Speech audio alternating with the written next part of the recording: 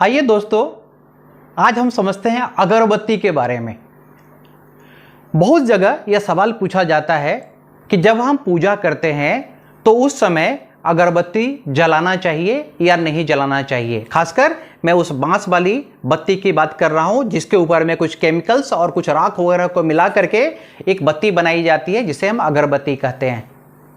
तो सबसे पहले हम यह समझने की कोशिश करते हैं कि उसको अगरबत्ती ही क्यों कहते हैं। अगर क्या है? आपने चंदन का नाम सुना होगा। चंदन एक पौधा होता है जिससे चंदन का तेल निकलता है, चंदन की लकड़ी होती है और बहुत अच्छी खुशबू आती है। उससे भी तीव्र खुशबू चाहिए अगर, तो एक पौधा होता है जिसका नाम होता है अगर। अगर का पौधा खासकर अगर एशिया में आप देखते हैं तो भारत के ईस्टर्न पार्ट में पाए जाते हैं। त्रिपुरा जो है, त्रिपुरा का जंगल अगर के पेड़ के लिए सबसे ज्यादा फेमस जंगल हुआ करता था और यही कारण है कि त्रिपुरा की राजधानी को अगरतला कहते हैं, जो उस अगर के पौधे के नाम पे ही दिया गया है। उसके अलावा आप देखेंगे तो चीन, म्यांमार और इवन जो चीन मेनलैंड चाइना के कंट्रीज हैं वहां पे भी अगर के पेड़ पहले बहुत ज्यादा हुआ करते थे। अगर का पेड़ अगर आप देखेंगे तो नॉर्मली उसमें खुशबू नहीं होती है। जब पेड़ धीरे धीरे बड़ा होना शुरू होता है तो लोग उसको थोड़ी थोड़ी कटिंग करना शुरू करते हैं। जो उसके जो मेन ट्री होता है, ट्रंक होता है, उसको हम लोग धीरे धीरे खुदाई करते हैं और उसके ऊपर फफूंद जैसी चीज लगनी शुरू होती है और फफूंद से इत्र बनता है, खुशबू आती है, जिसको अगर कहा जाता है। आज के डेट में भी अगर आप पूजा करने के लिए जाएंगे तो आपको पंडित बोलेंगे अगर, तगर, ये सारी चीजें लेकर, जटामासी और बहुत सारी चीजें होती हैं, ये सारी चीजें लेकर के आना। तो अगर शब्द का उच्चारण वहां से निकला है।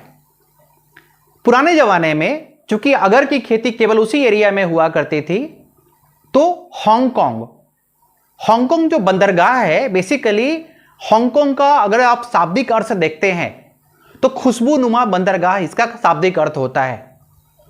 तो पुराने जमाने में इत्र की सबसे ज्यादा जो बिजनेस हुआ करती थी या ट्रांसपोर्टेशन हुआ करता था वो हांगकांग बंदरगाह से ही हुआ करता था और इसीलिए उस कंट्री का नाम हांगकांग पड़ा। तो ये कहानी थी अगर की। अब क्या हो गया कि समय के साथ साथ अगर की डिमांड बढ़नी शुरू हुई और रेट बढ़ने शुरू हो गए और इस बीच क्या हो गया कि उसकी तस्करी भी बहुत होनी शुरू हो गई और धीरे धीरे अगर के पेड़ भी खत्म होने शुरू हो गए। तो चूंकि अगर जो था वो मेनली इत्र के इस्तेमाल में किया जाता था और उस लकड़ी को लोग जलाते थे। पुराने जमाने में जब राजा महाराजा मरते थे तो उन्हें अगर की लकड़ी से जलाया जाता था। तो अगर से धीरे धीरे लोग अगरबत्ती की ओर बने। अगरबत्ती, अगर के पेड़ की बत्ती। लेकिन चूंकि अगर का पेड़ काफी महंगा था तो लोगों ने क्या किया कि वहां पे धीरे धीरे बांस की बत्ती लगानी शुरू कर दी। अब सवाल यह होता है कि क्या किसी शास्त्र में लिखा है कि अगरबत्ती जलाना चाहिए? नहीं।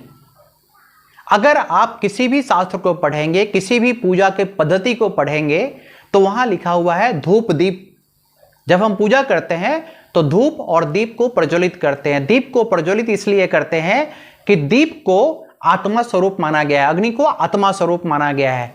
और जब आप दीप जलाते हैं, अग्नि को प्रज्वलित करते हैं वहां पे, तो आप आत्मा रूपी अपने भगवान का पूजा कर रहे होते हैं।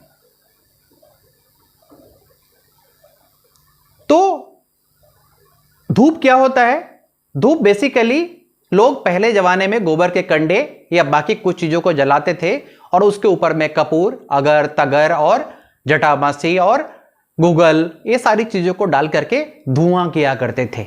धुआं क्यों करते थे? क्योंकि उससे आपके घर और आपके आसपास की जो नकारात्मक एनर्जी होती है वो बाहर चली जाती है और एक शुद्ध माहौल में एक पूरा का पूरा पॉजिटिविटी के साथ में आप पूजा करते थे। अब हमने धूप को रिप्लेस कर दिया अगरबत्ती के साथ में और बांस की बत्ती के साथ में।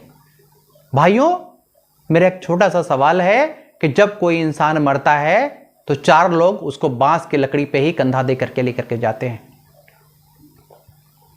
और जाने के बाद में श्मशान में उस बांस की लकड़ी को तोड़ के फेंकते हैं, लेकिन उसको जलाते नहीं हैं। तो जिस चीज को श्मशान में जलाना भी अशुभ माना जाता है, उसको अगर आप घर में जलाते हैं तो वह शुभ कैसे हो सकता है? अब बांस को जलाते क्यों नहीं है? क्योंकि बांस का अगर आप एक पेड़ लगाते हैं तो इस एक पेड़ से बहुत सारे पेड़ निकलने शुरू हो जाते हैं और वो पूरा का पूरा बागान तैयार हो जाता है। बांस को वंश वृद्धि का सूचक माना जाता है, और अगर आप बांस को जलाते हैं तो आप पितृदोष के भागी होते हैं, आपको पितृदोष लगता है। दूसरा कि उसके साथ जो केमिकल्स होती है, खासकर बहुत सारी चीजें हैं, मैं उनका नाम लेना नहीं चाहता हूं, जिनको मिला करके अगरबत्ती बनाई जाती है। प्राकृतिक अगरबत्ती उसमें से कोई भी नहीं है, ये सारे केमिकल बेस्ड अगरबत्ती हैं। तो जो उसका धुआं निकलता है वह आपके स्वास्थ्य के लिए हानिकारक होता है। उसके अंदर निगेटिविटी होती है, आपको सर दर्द पकड़ सकता है, आपको माइग्रेन हो सकता है। तो आप खुद सोचिए कि जो मैं काम कर रहा हूं, जो मैं अगरबत्ती जला रहा हूं, उससे दो चीजें मैं कर रहा हूं कि एक तो पितृदोष मेरे ऊपर आ रहा है, और दूसरा उसको जलाने से नकारात्मक एनर्जी बाहर निकल रही है, केमिकल्स बाहर निकल रहे हैं, और जो एक हानिकारक धुआं बाहर निकल रहा है जिससे मेरी सेहत को हानिकारक है। तो क्या मुझे जलाना चाहिए उसको या नहीं जलाना चाहिए? जहां तक मेरा सवाल है, मैं आपको सजेस्ट करूंगा कि अगर आप पूजा करते हैं तो आप सूखी धूप का इस्तेमाल कर सकते हैं। बहुत सारे लोग आज के डेट में गोबर को सुखा करके उसके अंदर में कुछ डाल करके अगरबत्तियां बनाते हैं, जो बेसिकली सूखी हुई बत्ती होती है, उसके ऊपर स्टैंड नहीं होता है।